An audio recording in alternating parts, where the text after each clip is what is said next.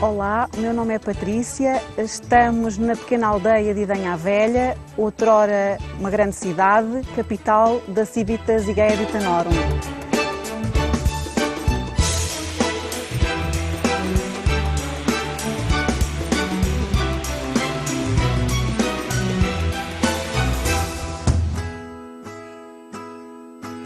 A cidade foi fundada por volta do século I a.C. e por ela passaram inúmeros povos, entre os quais os romanos, os suevos, os visigodos, os muçulmanos e os cristãos. Fundada nas margens do Rio Ponço, Idanha Velha é no presente um verdadeiro museu a céu aberto, ocupando um lugar de destaque no contexto da arqueologia de Portugal. Idanha Velha ergue-se num espaço onde no passado existiu uma importante cidade de fundação romana que se situava na grande estrada peninsular que fazia a ligação de Emérita e Brácara. São muitos os vestígios que provam a sua importância durante esse período e muitos deles estão acessíveis numa importante coleção epigráfica romana. O arquivo epigráfico reúne parte da coleção epigráfica de Idanha Velha, uma das principais coleções do país. Aos objetos arqueológicos reunimos as novas tecnologias da informação para que todos os públicos tenham acesso à ciência epigráfica. A exposição Verba volant, scripta manent, as palavras voam, os escritos permanecem, pretende valorizar este espaço, atraindo públicos mais diversificados. Ainda do período romano, existem outros vestígios que provam que este território foi alvo de cobiça por diferentes povos ao longo da sua história. Na viragem do século III para o século IV, houve necessidade de construir uma muralha. A muralha tem uma forma oval, com torres semicirculares e tem aproximadamente 750 metros. Mas não foi possível conter a entrada dos suevos e dos visigodos. Aliás, o período visigótico foi também um período áureo, especialmente pela cunhagem de moeda de ouro, aqui em Idanha Velha. A importância visigótica em Idanha Velha está representada num dos seus monumentos mais emblemáticos. Estamos na sede de Idanha Velha, um dos monumentos mais enigmáticos, marcado por duras cicatrizes dos povos que habitaram este território. A matriz arquitetónica que assim é presente data do século IX, contudo a sua história é bem mais antiga. Como provam os batistérios localizados a norte e a sul desta igreja. Temos também, nas imediações, umas estruturas de apoio ao paço episcopal, que os suevos fundaram em Idanha Velha e que se prolongou também durante o período visigótico. Com as invasões muçulmanas, a cidade e os seus monumentos sofrem duras consequências. No século XIII, quando os templários aqui chegaram, este monumento já estava algo decadente. Então os templários promoveram um conjunto de obras e aqui fizeram a sua igreja dedicada a Santa Maria. Com Dom Manuel, em 1510, que concede novo foral a Idanha Velha, promoveu-se um novo conjunto de obras, dos quais são testemunha ainda as pinturas murais que podemos ver lá atrás. Também foi feita uma nova porta de entrada decorada, inscrita em gablete, onde podemos ver as armas reais e a esfera armilar de Dom Manuel. Depois do período de ouro vivido com os visigodos, Idanha Velha foi ocupada pelos muçulmanos que permaneceram na cidade até esta ser tomada por Afonso III, rei de Leão. Durante o período muçulmano, a cidade conheceu um sério revés. foi dotada à clemência da disputa entre cristãos e muçulmanos, e no século XIII, com a chegada dos templários que se estabeleceram, eles reaproveitaram alguns blocos de construções anteriores e fizeram algumas obras na zona do Fórum. Construíram um pequeno castelo com uma torre que se aproveitou do pódio do principal templo do Fórum Romano. Idenha a Velha mantém um recorte arquitetónico característico das aldeias da Beira Baixa e o seu aglomerado populacional é envolvido por um apertado meandro do rio Pônsul. No centro da aldeia é ainda possível ver o Pelourinho, antigo centro da povoação, e a Igreja Matriz, antiga Misericórdia, assim como a Casa da Câmara. Ao longo dos tempos muita coisa mudou, mas algumas mantêm-se. O forno comunitário é um exemplo disso.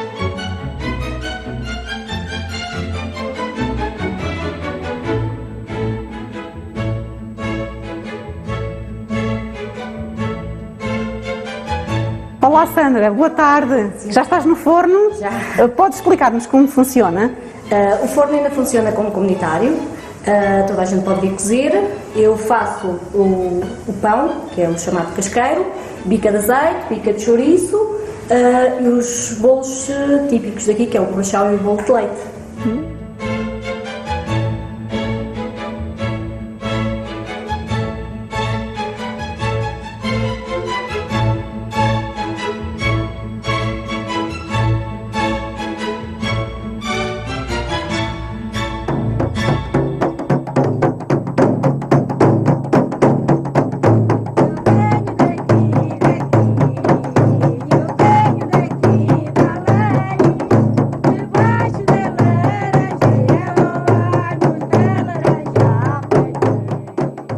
Musical característico desta região é o adufo, mas ninguém melhor para nos falar sobre ele do que a Dona Maria Isabel. Dona Maria Isabel, como se faz o adufo? O adufo é feito da pele de um borrego, de uma ovelha, desses animais, porque se é feito de cabra, a cabra tem tendência a pele ser mais preta e ao adufo não fica tão bonito, fica mais bonito se for feito de ovelha ou borrego do que sendo de cabra.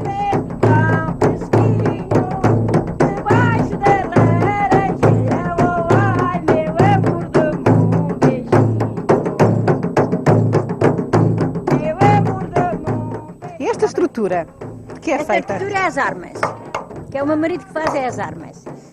E depois prega na fita e eu faço estas coisas que chama-se maravilhas.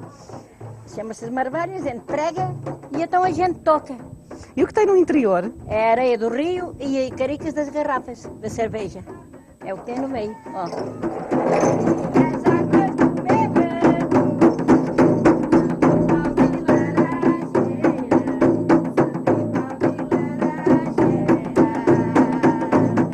As armas do meu adufo são de pau de laranjeira. Quem quiser tocar com ele tem que ter a mão ligeira. Dá-me cada dia um adufo que eu farei retenir. As cachopas do meu tempo eu aqui farei vir. Isso eram as cantigas que nós cantávamos, o toque do adufo, quando eram jovens. Novas.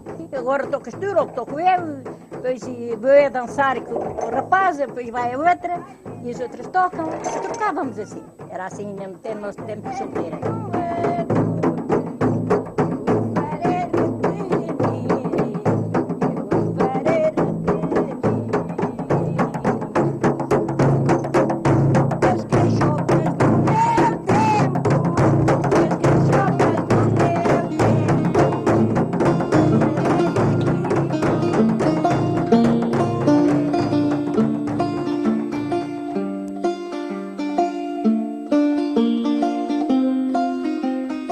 Ao som do adufo que Idenha a Velha continua mergulhada na sua história, nas suas memórias e na sua contagiante pacatez.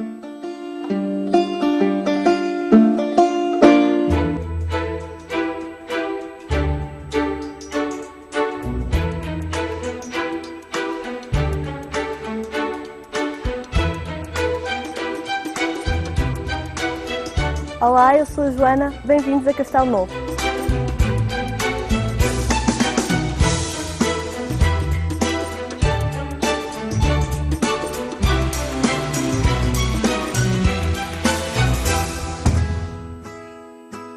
É no Anfiteatro Natural da Serra da Gardunha que se encontra a aldeia histórica de Castelo Novo.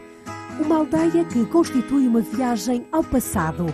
Não apenas 8 séculos de monumentos e edifícios, mas um passado mais longínquo que requer ao visitante alguma imaginação. A história de Castelo Novo recua bem mais atrás ao período da pré-história. Toda a região da Gardunha foi habitada desde tempos imemoriais, passando-se mesmo com o território a que hoje apelidamos de Castelo Novo.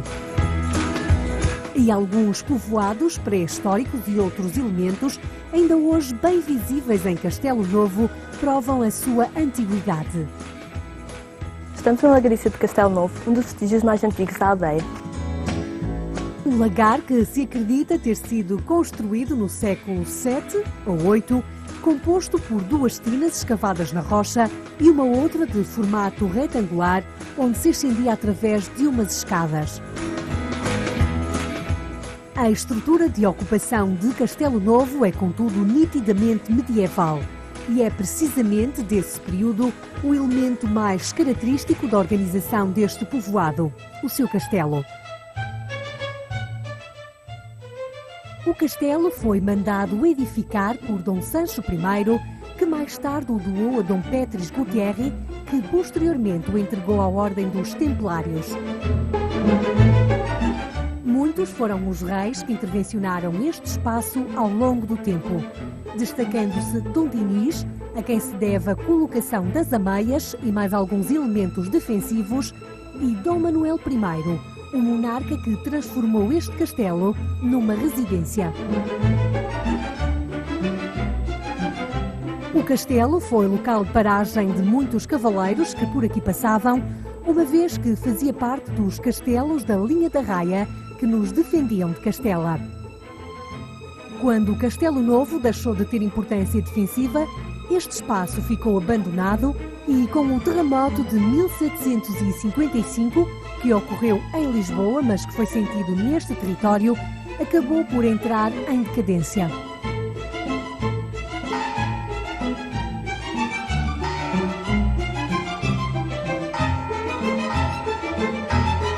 Foi no reinado de Dom Manuel I e Dom João V que Castelo Novo viveu os seus grandes momentos de prosperidade. E ainda hoje são bem visíveis as marcas deixadas por estes 2 monarcas. Aqui onde nos encontramos terá funcionado os antigos passos do Conselho, símbolo do poder local em Castelo Novo durante a época medieval. No centro está o Pelourinho, uma construção do século XVI de estilo manuelino. Conserva o seu escudo régio, a esfera armilar e a cruz de Cristo. No edifício mais imponente daquele que outrora foi o centro de decisões de Castelo Novo, encontra-se a Casa da Câmara, onde funcionou a Câmara, o Tribunal e a Cadeia, espaço que foi reaproveitado para núcleo museológico. Este museu acolhe o espólio resultante de 2 anos de escavações junto ao castelo, onde foram descobertas peças de cerâmica, moedas e outros elementos tipicamente medievais. Neste imponente conjunto arquitetónico que caracteriza a Praça Central de Castelo Novo, existe ainda o maior símbolo do estilo joanino presente na aldeia, o chafariz de Dom João V. A arquitetura de Castelo Novo é muito particular. As ruas de traçado sinuoso, característico da malha urbana medieval, apresentam as características casas com o típico balcão, marcas inconfundíveis da arquitetura de Castelo Novo e de toda a região. Estas casas, de cariz mais popular, coabitam com elementos da arquitetura nobre que se desenvolveu a partir do século XVI e que continuam bem patentes em antigos solares e casas senhoriais. O típico casario beirão é emoldurado por belos chafarizes, dos quais brotam a água das ribeiras de Goaldim e Alpiada. Marcas de capítulos progressistas de um território que, com as reformas pombalinas, o terremoto de Lisboa e as pilhagens durante as invasões francesas, caiu em declínio.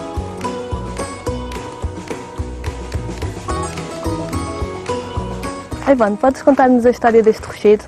Sim, então olha, aqui é o cabeço da forca, onde era enforcado as pessoas antigamente. É um dos locais mais míticos aqui de Castelo Novo. Dizem que antigamente as pessoas eram enforcadas aqui, depois levavam nas cabeças e penduravam nos ferros de sujeição do pelourinho. Para quem roubava também cortavam nas mãos, penduravam nas mãos. Ainda hoje podemos ver 2 pares de tíbias e 2 caveiras marcadas na pedra. Uma marca da justiça praticada noutros tempos, mas a verdade é que a vida em Castelo Novo continuará a prosseguir ao seu ritmo, envolvido pelas serranias da Cardunha e alicerçado no peso da sua história.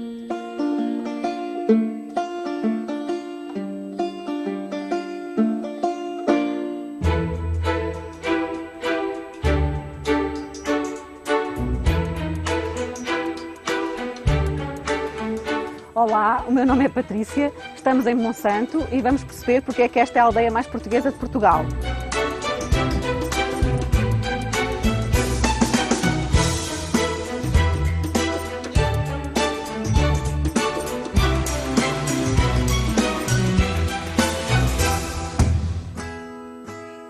Monsanto avista-se ao longe, elegante, bem no alto de uma íngreme colina.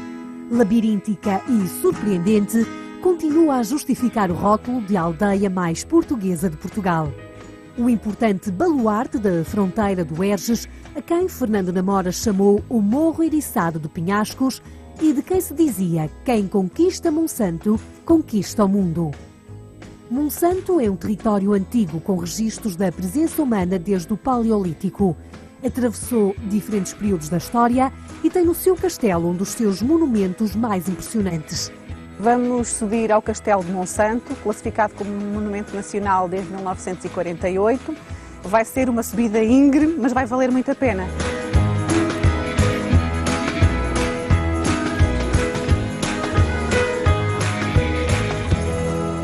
Daqui já é possível ver o imponente Castelo de Monsanto, a cerca de 750 metros de altitude. Ainda falta um pouco, vamos continuar.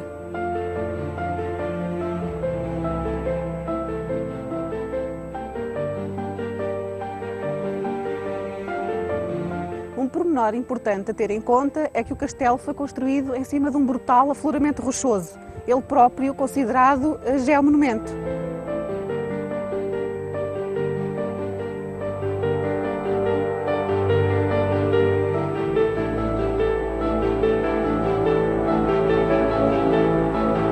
O castelo foi mandado construir por Dom Gualdim Pais e ficaria na cota mais elevada, onde estaria apenas uma cerca e a Torre dos Templários, que já não existe. É visível apenas pelo entalhe feito na rocha.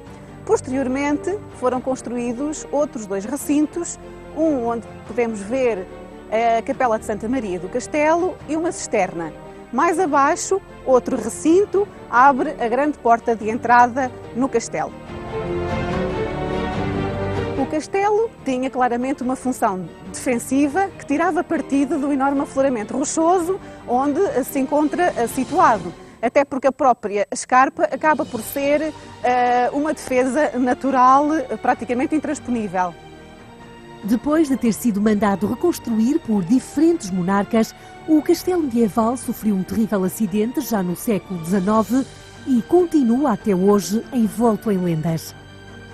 No mês de maio, a população de Monsanto ascende ao castelo para a festa da Divina Santa Cruz. Reza a lenda que estaria o castelo sob apertado de cerco há uma série de anos, até que certo dia uma senhora vai falar com o comandante das tropas e lhe diz por que não dar a última bezerra que tinham dentro do castelo, juntamente com o último alqueire de trigo, e o lançavam ao inimigo como sinal de farta abundância de géneros. Bem, assim aconteceu, hipoteticamente no dia 3 de maio, lá deram o último alqueire de trigo, a última bezerra que tinha, lançaram ao inimigo.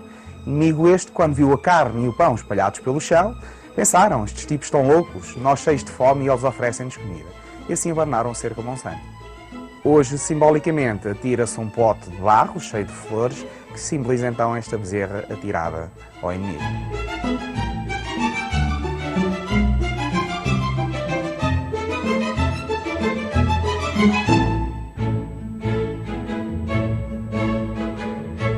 O povoado primitivo localizava-se na zona mais alta, A partir do século XV, a vila desceu para cotas mais baixas.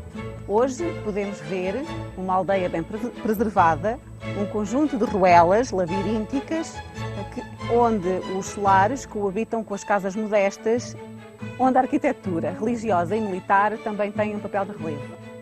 Há que destacar a arquitetura popular que tira vantagens destes enormes rochedos.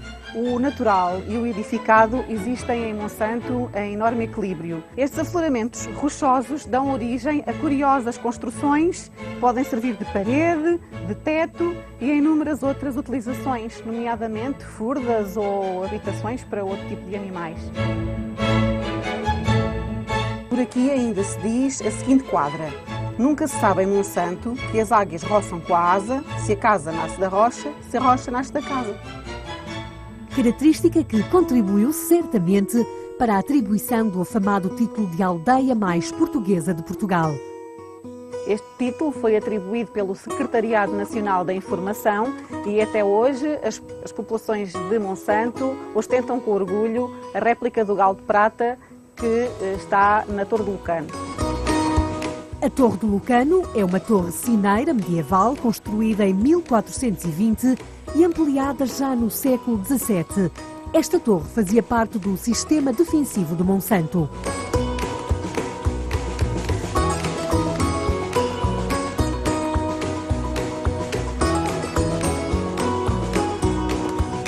Estou a ver uma das peças de artesanato características aqui de Monsanto. Olá, Dona Amélia, ainda bem que a encontro.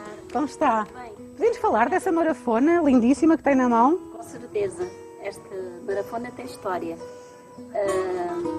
Ela era da minha mãe, que já tem mais de 50 anos. E qual é a história das marafonas? Perde-se no tempo a origem destas bonecas toscas e simbolizam a deusa Maia, que era a deusa da fecundidade dos pagãos. Muito bem. No dia 3 de maio, as mulheres de Monsanto vão ao castelo com estas marafonas, cantam e dançam, pedem à Virgem a fertilidade e no regresso colocam-nas em cima da cama porque as pessoas acreditam que elas têm o poder de afugentar as trovoadas. Sim. Uma vez que a sua constituição é uma cruz de madeira, como está a ver. E para o cristão, a cruz é a redenção, portanto, claro. a cruz salva. Para além das tradicionais marafonas e do galo de prata, Monsanto tem nas suas adufeiras um símbolo cultural de referência.